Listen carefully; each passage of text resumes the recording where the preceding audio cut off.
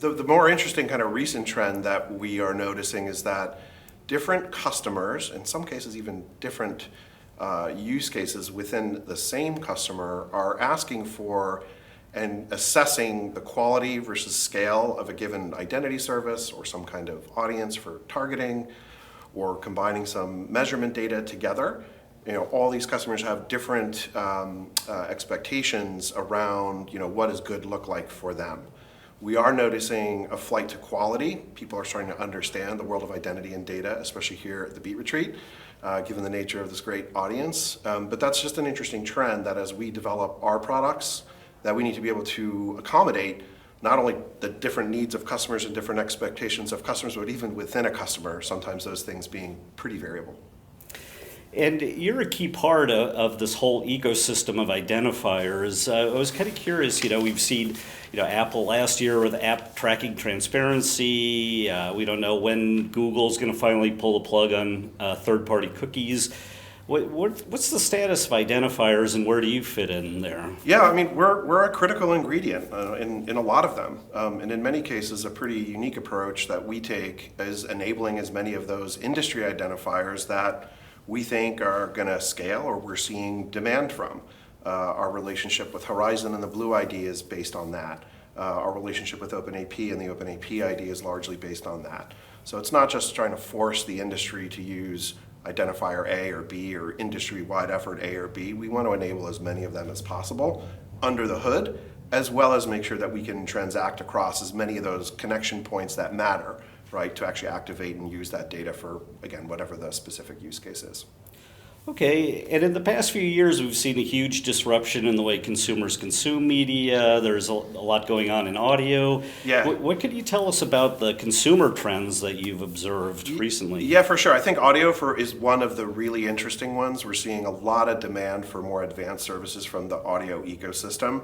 We'll be announcing some of them relatively soon, hopefully before CES.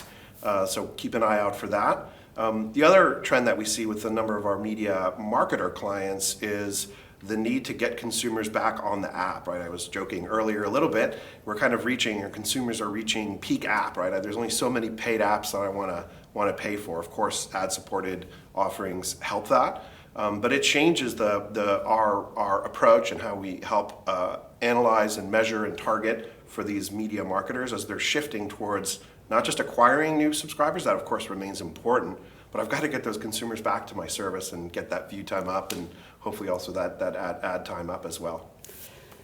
So you see, let's say, a lot of growth for ad-supported video on demand and those kinds of apps as consumers look to save a few bucks here and there. The elephant in the room, exactly in the room that we were just in, is Netflix, right? Them enabling their ad-supported tier, and of course that's a game changer for increasing the amount of inventory. They're already working nicely with the different measurement providers, and so yeah, for sure that's a way to help that problem. Well, finally, Frans, I wanted to ask you a bit about what you expect to happen, let's say, in the next 6 months to a year or so. Is there anything you're excited about, worried about? What's on the horizon? Yeah, I think 2023 certainly for our business is going to be a game changer. We acquired Neustar around this time last year. There's been an incredible amount of effort. The two things that we really expect to be able to highlight and show and prove to the industry, one is just the ability for us to really accelerate that roadmap on all the things that we wanted to build prior to the Neustar acquisition are really being accelerated by our new friends and partners and now colleagues from Neustar.